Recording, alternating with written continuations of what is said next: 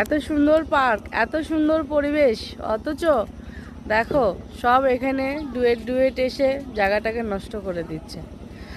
কি বলবো, এটা হলো পার্কের মারাত্মক একটা ব্যবসা। বলা উচিত নয়, তাও বলছি।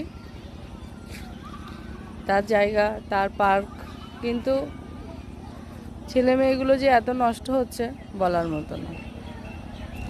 এটাই কেউ ভাবে না।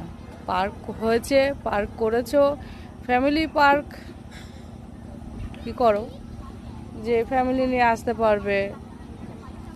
এখানে আসার পরে দেখছি সব ডুয়েট, সব ডুয়েট, ছেলে মেয়ে ছেলে মেয়ে, আড়ালে আবডালে সব চেয়ার ফিট করে রেখে দিয়েছে।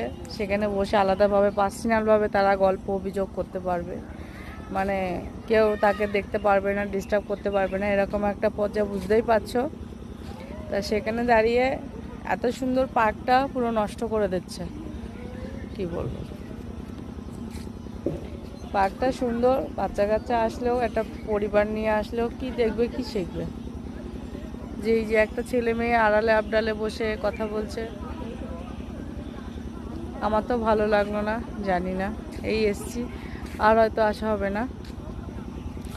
যাই হোক, আমার বান্ধবী নিয়ে এসেছে তাই আসা হলো পার্কটায়, নাহলে তো আসতেই পারতাম না, জানতেও পারতাম না এত সুন্দর পার্কটার মধ্যে এত সুন্দর কাজবাজ চলছে।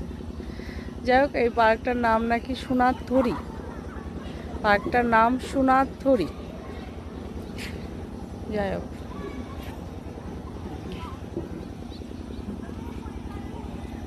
ভালো একটা সময় কাটানোর জায়গা, সবাই পেয়েছে ভালো, সবাই বেশ ছেলে মেয়ে নিয়ে যে যার ভালো লাগছে তাকে নিয়ে চলে আসছে। একটু আগে একটা বয়স্ক বউ একটা বাচ্চা ছেলেকে নিয়ে এসেছে। কি বলবো, কি রুচিবোধ, কি ভাবনা চিন্তা, আর বলার মতো কিছু নেই। আড়ালে আবডালে বসে আছে, যদি হ্যাঁ সদরও বসে থাকতো তাহলেও হতো। একটা আড়ালে আবডালে বসে আছে, তাহলে কি করছে? গল্প নিশ্চয়ই করছে না। এটাই হলো ব্যাপার। চলো বন্ধুরা, অনেক কথা বলে ফেললাম। সোনার তরী পার্ক, যদিও তোমরা আসতে চাও তাহলে আসতে পারো।